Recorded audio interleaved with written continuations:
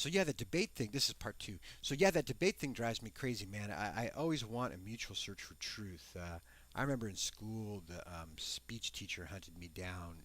Some other teacher from my junior high school teacher had said, "Oh, this guy could talk." My family's pretty good at talking. We're crazy, but we're pretty good at talking. So he hunts me down, and he wants me to join the debate team.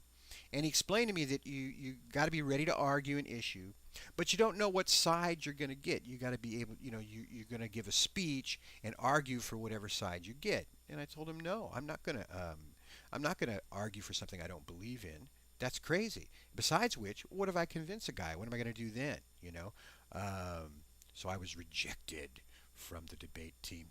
Thank God. Then that same teacher was busted about 2 years later for stealing all the bus money and the donut sales money. I mean, it was ridiculous. I didn't like this guy was sleazy. Anyway, let me get back on track, basically. I think you're doing a great job, man. You are a master communicator, man, straight across. And I think that's what kind of traumatizes some people who aren't prepared to hear you, because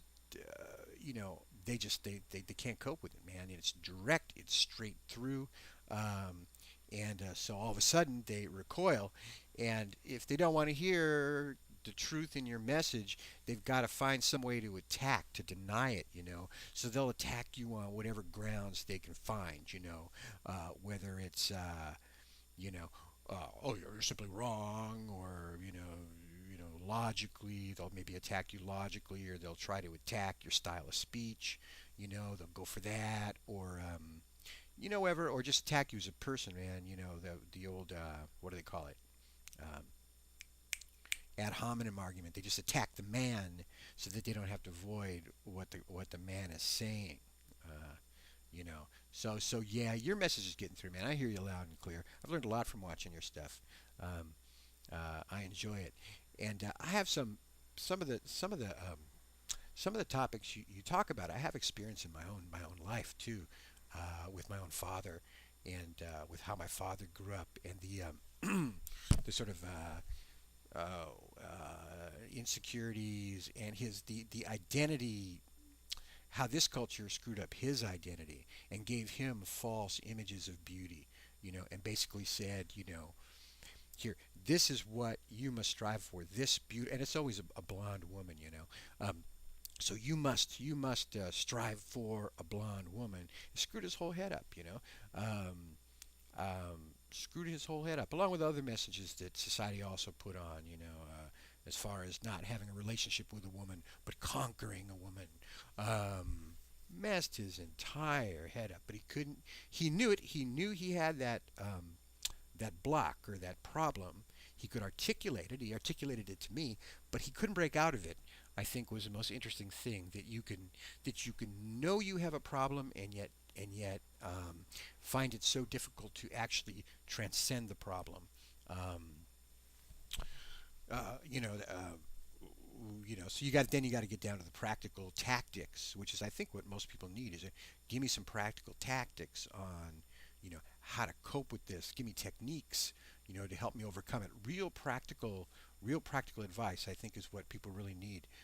Otherwise, what's a solution? You can go to what, therapy for a year and a half and just talk about it, and probably with a therapist who doesn't understand the issue, um, and or might, but I don't know.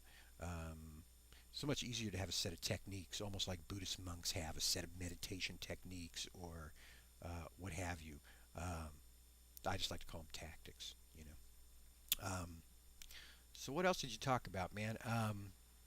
Yeah. Well, I'll cycle back on that, I guess. Let's cycle back. Yeah. So yeah, you're getting your message out there, man. I understand it loud and clear, and it comes right through. And all the videos you provide, it's just more. It's like a mosaic, It's like another stone or another colored tile in the mosaic that you see a big, big picture of what's going on. Um, it's a good deal. It's good. It's good. So don't stop that, man. That's valuable work.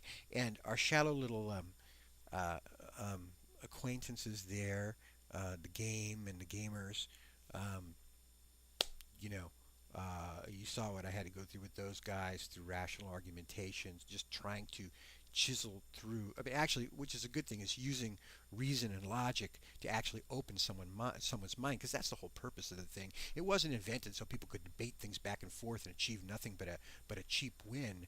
Uh, it's supposed to be a tool that helps people break through to the light. You know, um, and so I was able to achieve that, I think, to some degree. But how deep can you get in a couple of days? I think and it takes more than that. All that could do is lead them to the conclusion that something's wrong, maybe open their mind up a little bit. But they're learning, then they have to carry forward on that, and they got to have the courage, to look at themselves, um, and the courage to to to to basically reject their programming, as you were saying, and say, wait a minute, like that old comedy album, everything you know is wrong. Everything I know is wrong. Let me start over from the very beginning, and figure out, well, what's pretty reasonable to believe, um, and just open their hearts, I mean, opening their minds is only part of it. They had to open their hearts too, and a lot of people are just too scared to do that. Anyway, I think I'm going to let you go on this thing. So we'll see what the next challenge is, huh? We'll see who arrives and flies through the scene and starts a little mob attack. That annoyed me too. They were sort of approaching it like a big mob. They felt strength in numbers. That's always a sign of cowardice. So you know. Anyway, they're leaving everybody alone now, aren't they? Between you and me and J Rider 4, and whoever else. I don't know. Maybe others too that I'm not aware of. But that sort of brought things around. Okay, man, I'm going to end this video. You take care, buddy. I love you. Talk to you soon.